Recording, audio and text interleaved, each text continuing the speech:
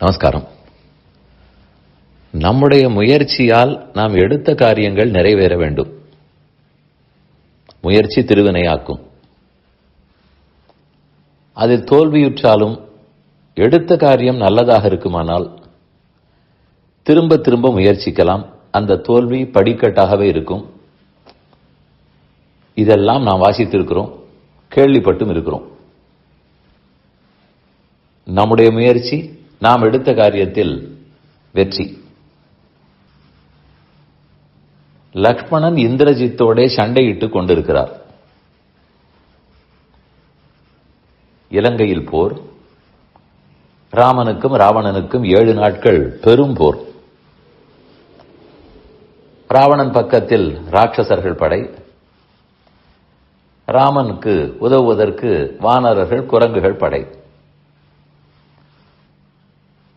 அப்படி ஒவ்வொருவராக ராவணன் பக்கலில் மாண்டு கொண்டு வந்தனர். கும்பகர்ணனும் விழுந்தான். இனி இந்திரஜித்து நமக்கு இருக்கும் ஒரே அஸ்திரம் என்று நினைத்து ராவணன் அனுப்பினான். லக்ஷ்மணனுக்கும் இந்திரஜித்துக்கும் போர் நடக்கிறது. மும்முரமான போர். லக்ஷ்மணனுக்கு இருக்கிற பெருமையை போல் அதற்கும் ஈடு கொடுத்து ஓரளவு யுத்தம் செய்தான் இந்திரஜித்து. இந்திரனையே ஜெயித்தவனாயித்தே. கடைசியாக லக்ஷ்மணன் அவனை முடிக்க வேண்டும். எந்த ஆயுதத்தை எய்யலாம் என்று சிந்திக்கிறார். ஐந்திராஸ்திரம், இந்திரன் பெயரில் வழங்கப்படும் ஒரு அஸ்திரம். அதை விட வேண்டும். நாகாஸ்திரமாக இருக்கும், ஆக்னேயாஸ்திரமாக இருக்கும், வாருணாஸ்திரமாக இருக்கலாம்.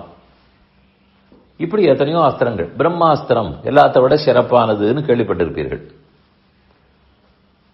இப்போது லக்ஷ்மணன் எய்யப் போவது ஐந்திராஸ்திரம். இவர் அதை நன்று கற்றிருக்க வேண்டும். எய்யக்கூடிய வல்லமை, ஆற்றல் இருக்க வேண்டும். அந்த மந்திரத்தை சரியாக உச்சரித்து விட்டால் காரியம் முடியும். இதுதானே நாம் புரிந்து கொள்வோம். ஆனால் வால்மீகி ராமாயணத்தில் இருக்கிற ஸ்லோகம் சற்று மாறுபட்டு இருக்கிறது. வில்லை வளைத்தார், அம்பை பூட்டி விட்டார், தன்னுடைய காதளவு நாணை இழுத்து வேகமாக விடப் போகிறார். அப்ப லக்ஷ்மணன் இதை சொல்லுகிறார். தர்மாத்மா சத்யசந்தஸ்ச ராமஹா தாசரதிர் யதி பௌருஷேச்ச அப்ரதித்வந்த்வஹ ததைனம் ஜெகி ராவணிம். ராவணனுடைய பிள்ளை ராவணி இந்திரஜித்து. இதோ நான் சூளுரைக்கிறேன். ராமன் தர்மமே உருவானவர், தர்மாத்மா, சத்யசந்தஸ்ச உண்மையே பேசுபவர். அதை தவிர அவருக்கு தெரியாது. பௌருஷேச்ச அப்ரதித்வந்த்வஹ அவருக்கு இருக்கிற வீரம், ஆற்றல் அதில் தன்னிகரற்றவர். 3 பிரதிஜைகள் செய்கிறார். ராமன் தர்மாத்மா, சத்தியமே பேசுபவர், ஆற்றலில் நிகரற்றவர், தனக்கு சமமானவரோ மேம்பட்டவரோ இல்லாதவர். இது உண்மை. இது உண்மையாக இருக்குமானால் இந்த அம்பு, இந்த அஸ்திரம் ராவணியை ஜெயிக்கட்டும் என்று சொல்லி எய்கிறார். அங்கதான் வியப்பு. இவரோ ஐந்திராஸ்திரத்தை விடுகிறார். இவருக்கு ஆற்றல் இருக்கிறது, இந்திரனுக்கு ஆற்றல் இருக்கிறது. மந்திரத்தை ஒழுங்காக சொன்னால் முடிய போகிறான். அதற்கு மேல் ராமன் தார்மிகன், உண்மையே பேசுபவர், தன்னிகரற்றவர். ஆகவே இது முடிக்கட்டும் என்றால் அங்குதான் நாம் சிந்திக்க வேண்டும்.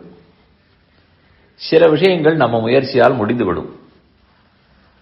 அதை தாண்டி சக்தி எல்லாம் இருக்கிறதுன்னு சொன்னால் அதுக்கு பெருமானின் அருளாகிற பலம் கண்டிப்பாக வேண்டும். நம் கைமீறியதாக உலகத்தில் எத்தனையோ இருக்கும். இத்தனைக்கும் லக்ஷ்மணன் யாரோ அல்லர், மிகவும் சக்தி வாய்ந்தவர். ஆதிசேஷனுடைய அவதாரம். அவரும் தசரதனுக்கு குமாரர்.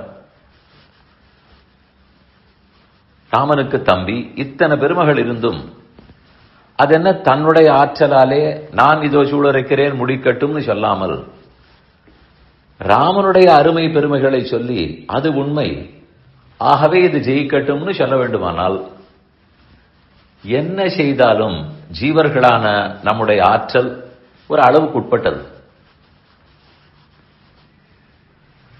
அளவிறந்த ஆற்றல்னு சொல்லும்போது அதுதான் எதையும் சாதிக்க வல்லது. அதனால்தான் அந்த ராமனுடைய அருளாலே அவருக்கு இருக்கிற பெருமையால் இது ஜெயிக்கட்டும் என்று அவர் சொல்லுகிறார். லக்ஷ்மணனே கூறினாரானால் நம் போல்வார் சொல்ல வேண்டாமா? இதில் அப்ப லக்ஷ்மணன் அம்பை கூட்டவே வேண்டாமா, எய்யவே வேண்டாமா? ராமனே ஜெயித்து விட்டு இருக்க கூடாதா?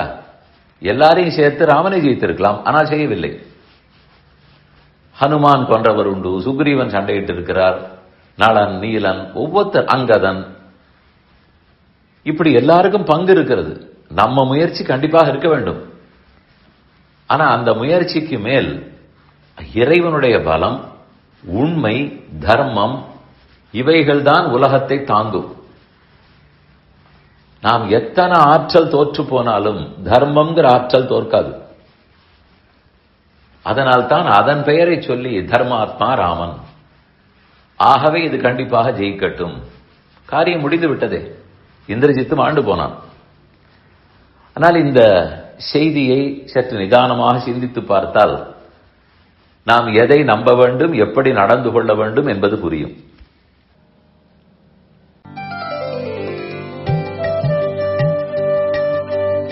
இந்த என் பணி ஆடியோவை உங்களுக்காக வழங்கியவர் வேலுக்குடி ஸ்ரீ கிருஷ்ணன் சுவாமி. இந்த ஆடியோவை தினமும் உங்கள் மொபைலில் பெற கிஞ்சித் என் பணி KINCHITENPANI